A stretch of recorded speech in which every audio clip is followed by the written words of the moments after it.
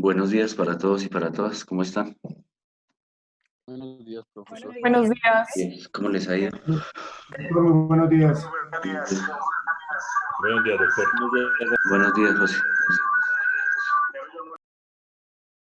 Bueno, esperamos 2 minuticos mientras ingresan todos los estudiantes y empezamos.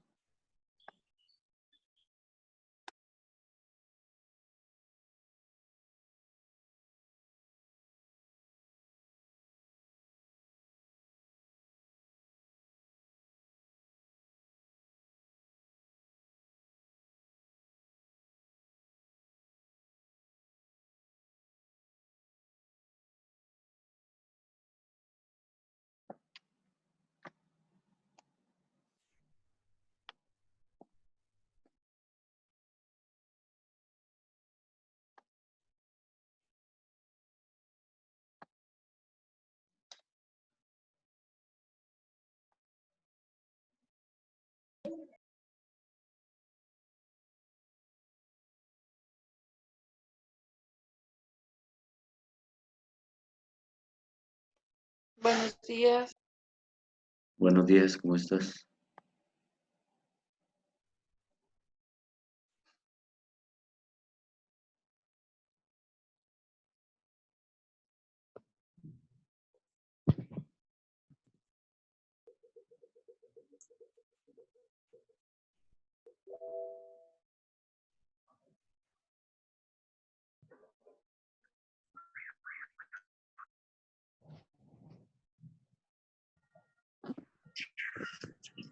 Buenos días. Buenos días.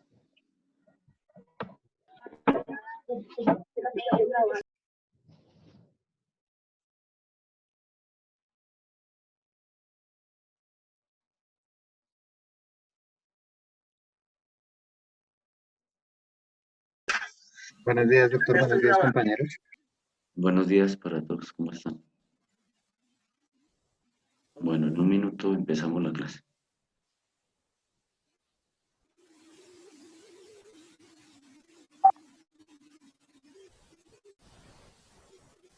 Los estudiantes que me manifestaron la clase pasada, ¿ya se han podido matricular o todavía tienen dificultades para hacerlo?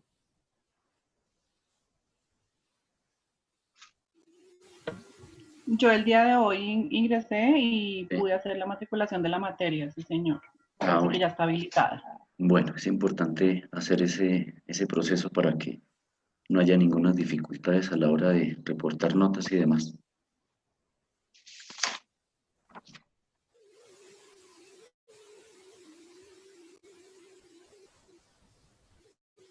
Bueno, listo. Entonces, con los buenos días para todos, iniciamos la sesión del día de hoy.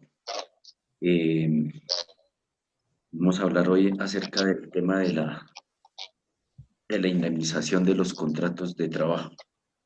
Entonces, empiezo por señalar lo siguiente.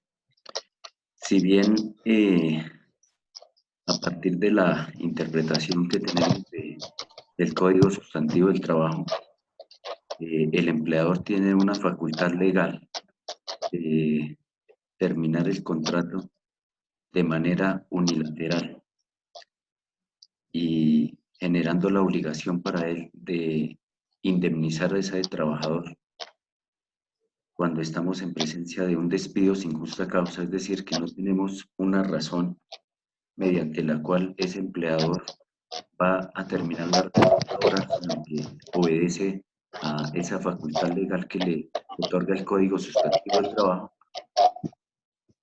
es así con la obligación de indemnizarlo de acuerdo a los términos que están previstos en la norma y dependiendo del tipo de contrato, tiempo ha durado la relación laboral. Y es menester señalar que esta facultad que le otorga el Código Sustantivo no es omnívoda, es decir, como les he venido diciendo durante todo este tiempo de sesiones, hay que mirar frente al caso en particular si se ajusta a los presupuestos constitucionales la terminación unilateral del contrato, porque en tratándose de trabajadores que gocen de una protección de rango constitucional, habría que analizar si esa decisión se ajusta a estos presupuestos constitucionales. Yo les hablaba en otra oportunidad sobre un tema bien interesante que es la estabilidad laboral reforzada. No es lo mismo despedir sin justa causa a un trabajador que no tenga una protección constitucional porque de alguna manera está haciendo uso de esa facultad legal que le otorga el Código Sustantivo del Trabajo. Distinto sería el escenario de despedir a una persona que goce de una estabilidad laboral reforzada. Ya dijimos algunos ejemplos, o ya señalamos o mencionamos algunos ejemplos de trabajadores que gozan de una estabilidad laboral reforzada. Hablemos de mujeres en estado de gravidez o durante el mismo periodo de lactancia, personas que gozan de una condición especial en el sentido de su estado de salud, es decir, que se encuentren en una situación de discapacidad, que se encuentren en una situación de protección desde el punto de vista del fuero sindical, también sería otra situación de estabilidad. Otra situación sería aquellos trabajadores que son madres o padres cabezas de familia. Es decir, hay una serie de situaciones que ameritan el estudio y el análisis antes de tomar esa determinación, de terminar el contrato de manera unilateral e indemnizando a ese trabajador. Entonces, dicho esto, vamos a analizar la norma que regula este aspecto en el Código Sustantivo del Trabajo y de alguna manera articulándola con los presupuestos constitucionales previstos, como ya lo dije en otras oportunidades, en los principios generales del derecho laboral contenidos en la cláusula 53 del Estatuto Superior. Entonces, la norma establece lo siguiente. Nos dice que en todo... Disculpe. Dime. Qué pena usted, profesor, se le escucha lejísimos, o sea, no se le escucha bien. Yo sí lo escucho bien. Sí, pues yo tengo acá... También, sí, yo también le escucho bien. Muy probablemente sea tu internet. También. Ay, Dios. Bueno, vale, gracias. También yo lo escucho bien. ¿Los demás sí me están oyendo bien, sí? ¿O subimos el tono de la voz un poquito? No, doctor, estamos Yo lo escucho No, bien, está doctor. perfecto, yo escucho bien. Bueno, Está listo. bien, doctor. escuchando bien, doctor. Bueno, listo. Entonces, lo primero que señala la norma es lo siguiente. Nos dice que en todos los contratos bilaterales está envuelta la condición resolutoria tácita para solicitar frente a un despido sin justa causa el daño emergente y lucro cesante. ¿Cuál es el asidero de este presupuesto que está contenido en el Código Sustantivo del Trabajo? Bueno, yo les estoy hablando o vamos a abordar el día de hoy 3 artículos, 64, 65 y 66 del Código Sustantivo del Trabajo. Entonces les empiezo a hablar del artículo 64. Entonces allí nos señala como primera medida que en todos los contratos sinalagmáticos o bilaterales está envuelta la condición resolutoria. Este presupuesto está, digamos, tiene su asidero, su fundamento en el artículo 1546 del Código Civil, el cual señala que efectivamente en esos contratos bilaterales, en esos contratos sinalagmáticos, está envuelta la condición resolutoria tácita, es decir, que frente a un incumplimiento de las obligaciones de las partes, se tiene la posibilidad de resolver el contrato o la indemnización de perjuicios.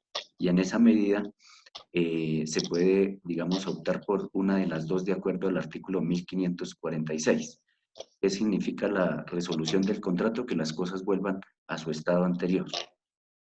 No obstante, la norma establece en el Código Sustantivo del Trabajo que existe la posibilidad de solicitar, además de la indemnización es prevista en el artículo 64, solicitar el pago de el daño emergente y el lucro cesante. No sé si este tema ustedes lo han abordado en otras disciplinas del derecho sobre el daño emergente y el lucro cesante. No sé si lo ha... Qué pena. ¿El 1546 es de qué? Es Código Civil. del Código Código Civil. Civil, la norma es el artículo 1546, Gracias. sobre la condición resolutoria. No, doctor, con respecto a lo que usted dice, no lo hemos visto. ¿No? Lo del Ah, daño emergente. bueno, listo. Entonces, Eso lo retomamos en civil obligaciones. ¿sí? Bueno, listo. Entonces, más o menos tienen una idea de lo que es el daño emergente y el lucro cesante. Lo voy a explicar con un ejemplo sencillo para que lo podamos entender. Entonces, vamos a presentar un caso hipotético. Una persona es propietaria de un taxi y sufre, digamos, por parte de otra persona la destrucción del taxi. ¿Ya? Ya habría que mirar al respecto si es con culpa o algo así por el estilo, pero digamos que sufre una destrucción del taxi. Entonces, esa destrucción, ese daño que se le ha causado a esa persona que es la propietaria de ese vehículo, esos daños que derivan allí, esos valores que derivan allí, es lo que se conoce como el daño emergente, ¿ya? Es decir, le ha causado el daño por haber destruido el taxi, por lo tanto habría que tasar, digamos, cuánto sería el valor de ese taxi. Ese sería, digamos, el concepto de daño emergente. Mientras que el lucro cesante es todo lo que pudo haber, es decir, todo lo que ha dejado de percibir ese taxista por haber destruido o haber sido víctima de la destrucción de su taxi. Todos los salarios, todos los ingresos o utilidades que le percibía si hubiera tenido ese taxi. Carlos, ¿puedes cerrar tu micrófono, por favor? Listo, ya. Y hay varios que lo tienen abierto, profe, si usted los puede silenciar porque hacen interferencia. Sí, ya los estoy. Por favor. Listo.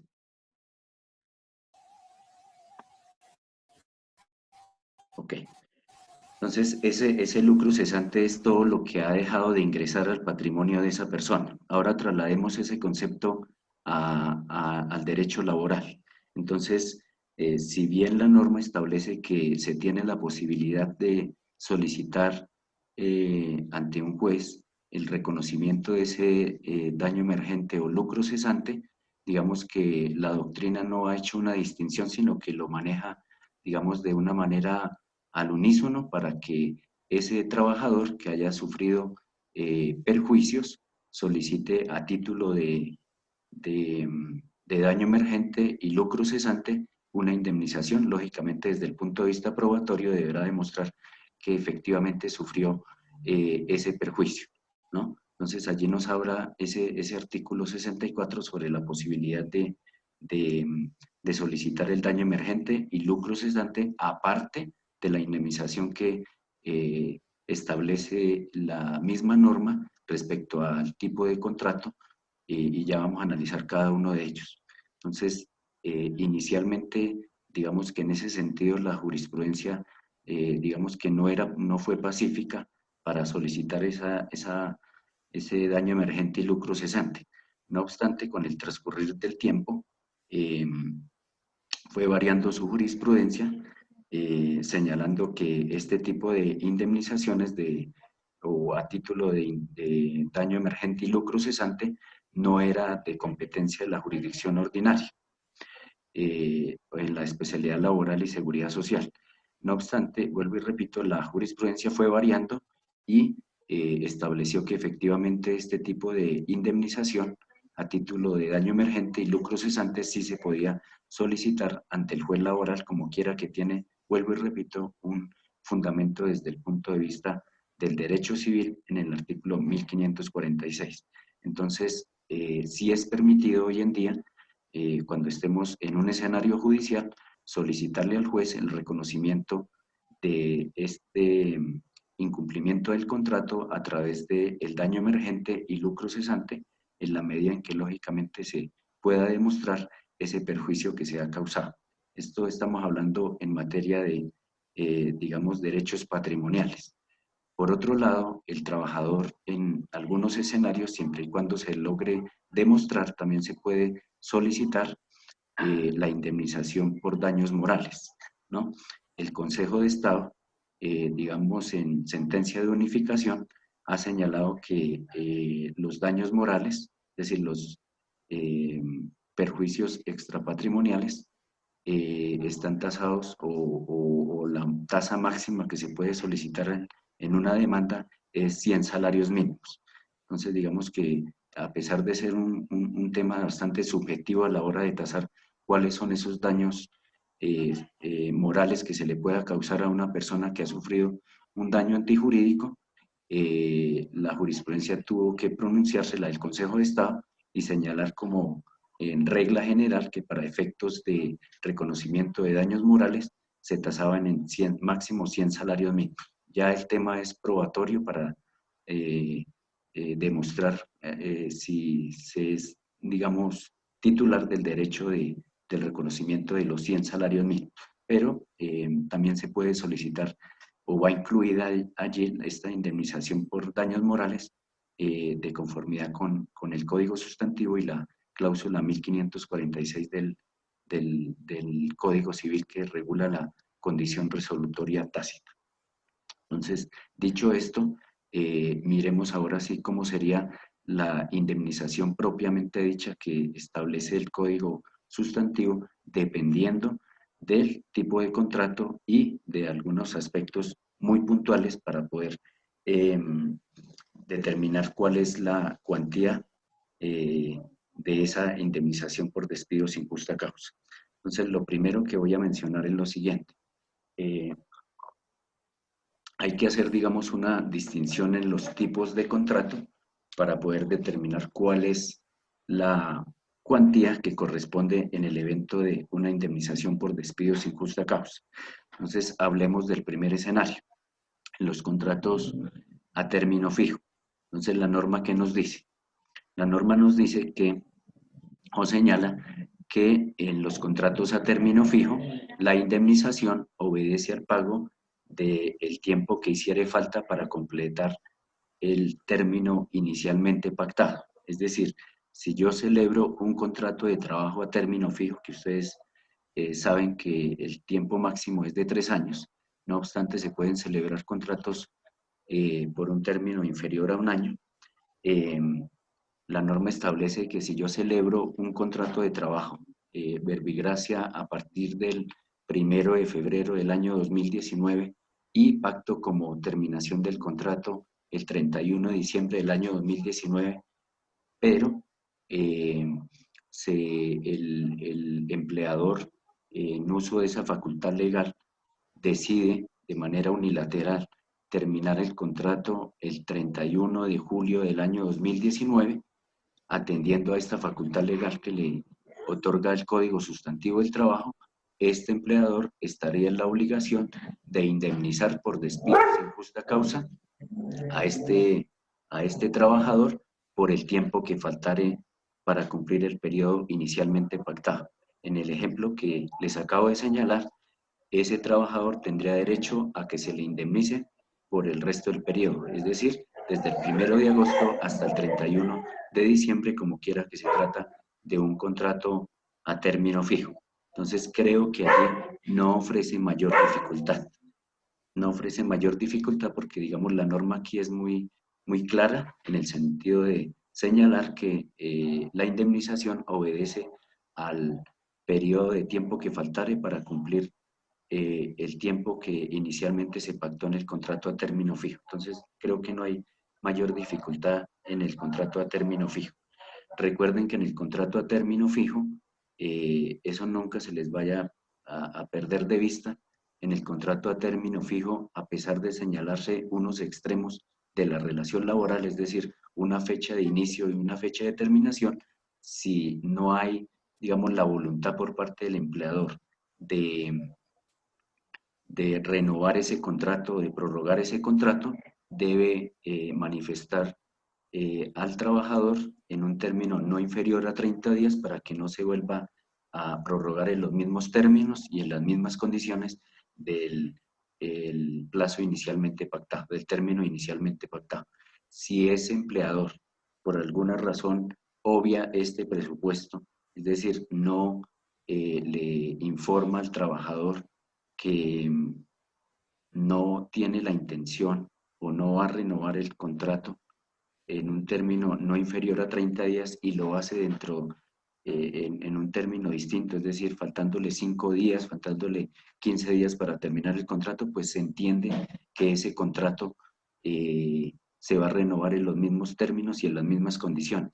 Y si ese empleador termina el contrato de manera unilateral, sin justa causa, en ese último término que les acabo de señalar, pues allí estaríamos en presencia de que tendría la responsabilidad o la obligación de indemnizar por despido sin justa causa a este trabajador, como quiera que la obligación que tenía ese empleador es de comunicarle al trabajador en un término no inferior a 30 días la no renovación del contrato. Entonces, fíjense que en ese escenario podría presentarse también una situación en la que amerite una indemnización por despido sin justa causa.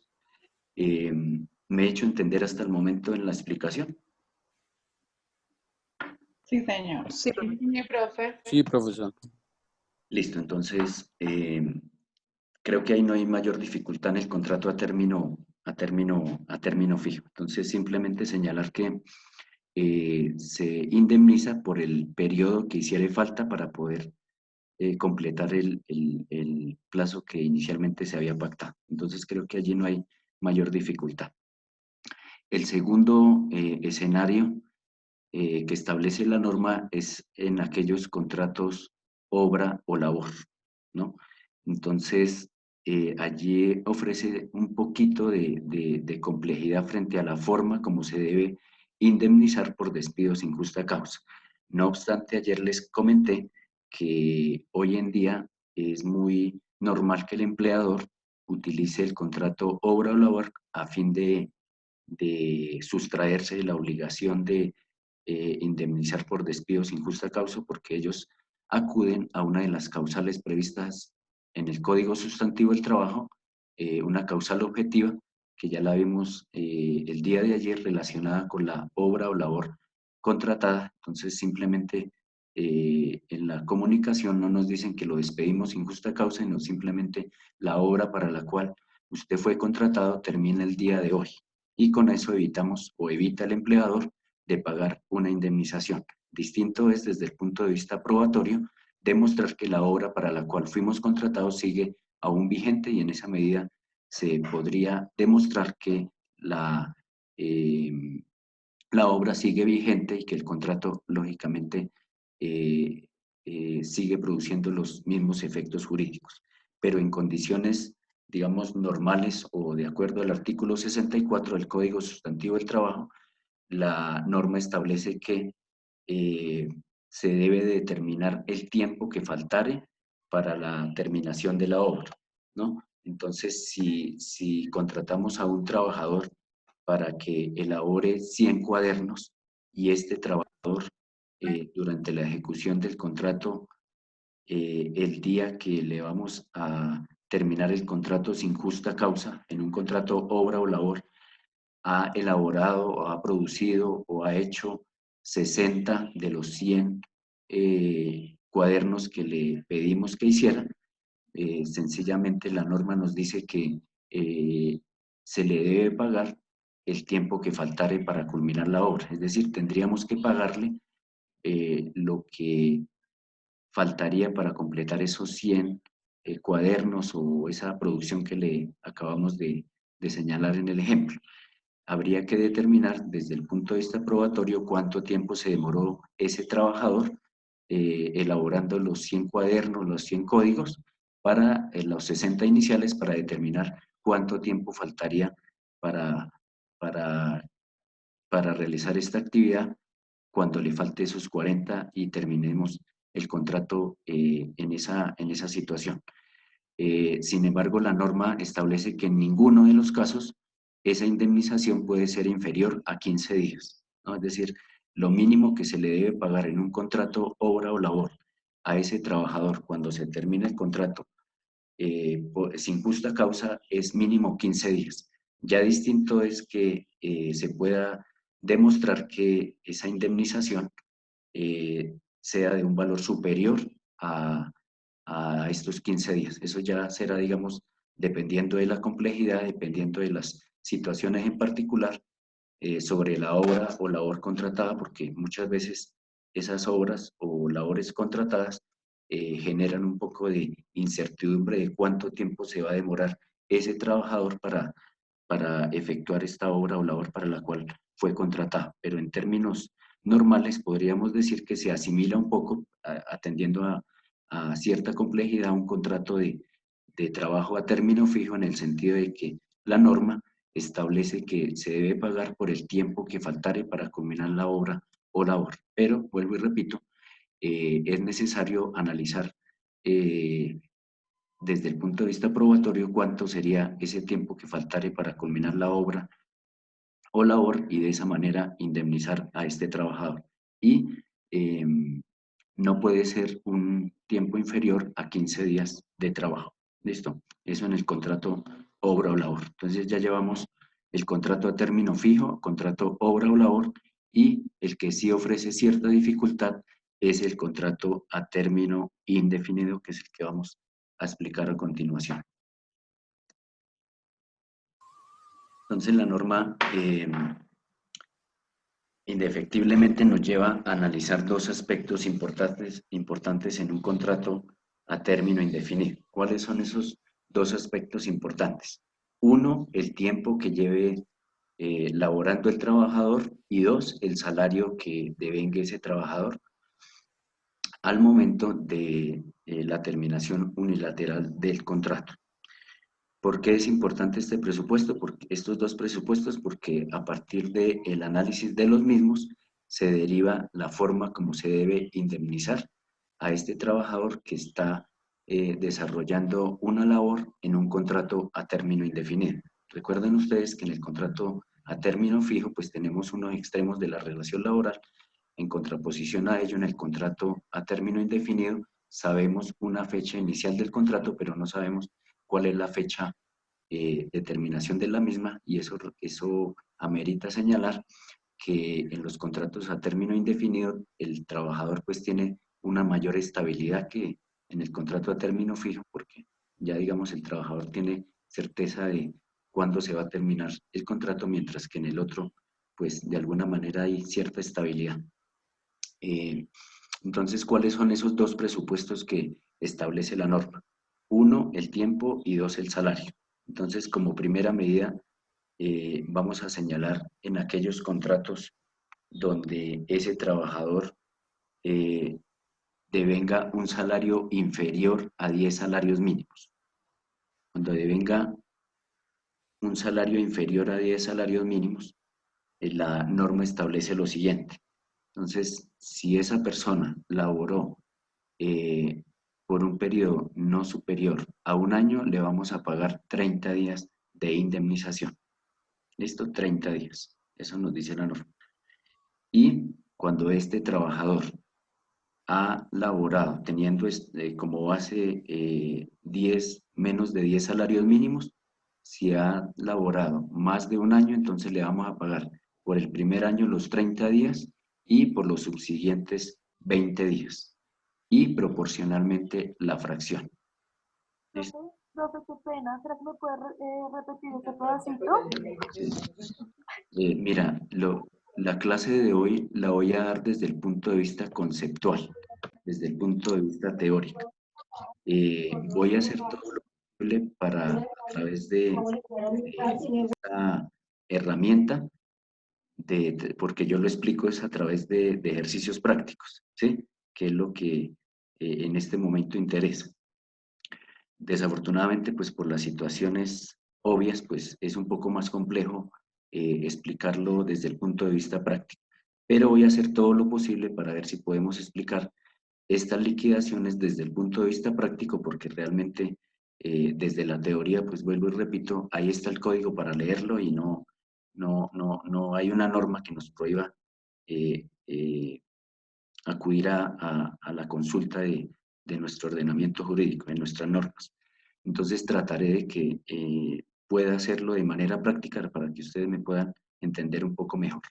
Entonces repito cuál es el presupuesto en un contrato a término indefinido. O sea, a partir de ahora vamos a concentrar toda la atención al contrato a término indefinido, porque los dos primeros que expliqué, entiendo que no hay mayor dificultad.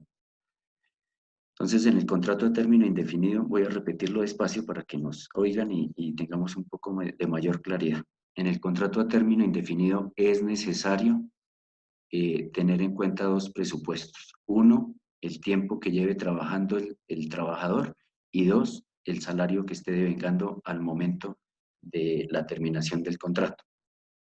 Entonces, hablemos en el escenario donde ese trabajador devenga menos de 10 salarios mínimos, ¿no? Entonces, aquí el primer presupuesto es ese trabajador que devenga menos de 10 salarios mínimos. Y desde ya les aviso que para efectos de la liquidación de la indemnización por despido sin justa causa, se va a tener en cuenta el último salario devengado al momento de la finalización del contrato, ¿ya? Vamos a tener en cuenta es el último salario al momento de la finalización del contrato, ¿no? A pesar de que esa persona pudo haber laborado 10 años, no vamos a tener en cuenta el salario del primer año, el segundo no, sino vamos a tener en cuenta el salario que devengaba ese trabajador al momento de la terminación unilateral del contrato. Con base en ese salario se va a realizar la liquidación de la indemnización por despido sin justa causa, con base en el último salario. Y, Bueno, profesor, esa base del último salario es para 10 salarios mínimos para inferiores y para superiores, o sí, claro, para los dos. Para Gracias. los dos, sí. Entonces, lo que les quiero explicar es que se debe tener en cuenta es el último salario. Entonces, si hoy, 14 de mayo, el empleador nos despide sin justa causa, entonces vamos a tener en cuenta es el salario que estamos devengando hoy, 14 de mayo. No el que devengamos hace 5 años, ni hace 20 años, ni nada por el estilo. El que devengamos hoy. Y me voy a adelantar un poquito a otro tema cuando desarrollemos las prestaciones sociales. Aquí no vamos a incluir el auxilio de transporte para efectos de indemnización. ¿Por qué no vamos a incluir el auxilio de transporte? Porque de conformidad con la norma que especifica cuáles son los factores salariales o cuáles son los elementos constitutivos del salario, el auxilio de transporte no hace parte del salario. Pero para efectos prestacionales sí vamos a tener en cuenta el auxilio de transporte. Como aquí estamos en un escenario distinto donde no estamos liquidando ninguna prestación sino una indemnización, aquí en este artículo 64 no se debe incluir el auxilio de transporte. Es decir, si hay un trabajador que hoy en día devenga el salario mínimo y hoy 14 de mayo de 2020 es despedido sin justa causa, no le vamos a incluir para efectos de liquidación de la indemnización por despido sin justa causa el auxilio de transporte. Solamente vamos a determinar el auxilio, el salario que esté devengando sin incluir el auxilio de transporte. Eso quiero que quede claro. Para efectos de liquidación de prestaciones sociales, cuando lo veamos, allí sí vamos a incluir el auxilio de transporte. Esta indemnización no es una prestación social, es una indemnización propiamente dicha, por lo tanto, no vamos a incluir el auxilio de transporte. Y eso vamos a tenerlo muy presente a la hora de liquidar. Recuerden que las matemáticas son exactas, ¿no? Las matemáticas es una ciencia en la que si yo sumo 2 más 2, me da lo mismo aquí en Colombia, en Europa, en África o en cualquier país del mundo. Entonces, si yo dejo de reconocer, José, ahorita al final les otorgo el uso de la palabra, apunten ahí las preguntas que tengan, porque si no se me pierde el hilo. Y ya les doy el uso de la palabra. Es una ciencia exacta, por lo tanto, si vamos a desconocer un día de pago de indemnización, pues sencillamente estamos vulnerando los derechos de los trabajadores. Entonces, en esa medida hay que realizar muy bien la liquidación de la indemnización por despido sin justa causa, como quiera que si le dejamos de reconocer al menos un día, pues sencillamente estaríamos contrariando el ordenamiento jurídico. Por eso es necesario que esos ejercicios que eventualmente realicemos, lo realicemos con la mayor precisión y lo realicemos ajustados a las matemáticas para que no haya ninguna dificultad en el desconocimiento de las normas laborales de ese trabajador. Bueno, entonces retomo en el contrato a término indefinido. Entonces, lo primero que hay que determinar es el salario, es decir, el salario que está devengando ese trabajador al momento de la terminación unilateral del contrato. Entonces, el primer presupuesto que establece la norma es para aquellos trabajadores que devengan menos de 10 salarios mínimos legales mensuales vigentes. Entonces, ya ustedes saben cuánto es el salario mínimo para el año 2020, entonces hacen la multiplicación, la conversión y determinan hasta cuándo va el rango de ese tipo de trabajadores que devengan menos de 10 salarios mínimos. Entonces nos plantea dos escenarios. Uno, para aquellos trabajadores que teniendo como presupuesto que vengan menos de 10 salarios mínimos. Entonces nos plantea aquellos trabajadores que laboraron menos de un año. Entonces la norma nos dice, debemos pagarle a ese trabajador como indemnización por despido sin justa causa 30 días de salario. Eso es, digamos, la primera regla que establece el artículo 64. Entonces, por el primer año le vamos a pagar 30 días. Si ese trabajador laboró 6 meses, 8 meses, le vamos a pagar 30 días de salario. Cuando devengue menos de 10 salarios mínimos. Ahora bien, el otro escenario nos dice cuando ese trabajador devenga menos de 10 salarios mínimos, pero ha laborado más de un año. Entonces allí la norma nos dice que por el primer año pues ya le vamos a pagar los primeros 30 días y por los subsiguientes mejor, le vamos a pagar 20 días y proporcional por el tiempo que faltare para completar. Es decir, allí es donde realmente ofrece la dificultad y es lo que les manifestaba anteriormente, que es necesario realizar ejercicios prácticos para poder entender un poco mejor sobre todo esa fracción para poderla liquidar muy bien, ¿sí? Es decir, 30 días por el primero, 20 días por los subsiguientes y la fracción. Es lo que nos dice la norma en aquellos eventos donde ese trabajador devengue un salario inferior a 10 salarios mínimos. Ahora sí fue un poquito mejor el entendimiento. Sí, profe, mejor. Sí, queda claro, doctor. Listo. Bueno, ya vamos ya se nos va a acabar acá el Zoom. Atendiendo a la recomendación que me hizo un compañero la semana pasada sobre Meet, está buena esa recomendación, pero decidí seguir en Zoom en razón a que tenemos la posibilidad de hacer unas pausas de 2